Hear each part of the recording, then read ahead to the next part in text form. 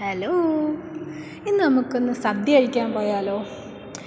ഇത് വെറും സദ്യയല്ല, ഇത് നമ്മുടെ ആറന്മുള വള്ളസദ്യയാണ്.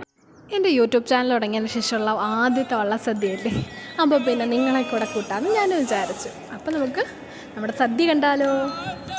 കഴിച്ചിട്ടില്ലാത്തവരെന്തായാലും വന്ന് കഴിക്കേണ്ട ഒരു സദ്യ തന്നെയാണ് ഈ 63 കൂട്ടമുള്ള നമ്മുടെ വള്ളസദ്യ.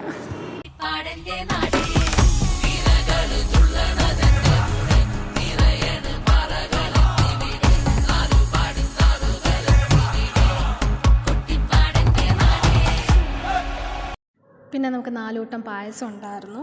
പാൽപ്പായസം ഉണ്ടായിരുന്നു, പിന്നെ കടലപ്പായസം ഉണ്ടായിരുന്നു, ശർക്കര പായസമായിരുന്നു, പിന്നെ പഴം പായസം ഉണ്ടായിരുന്നു.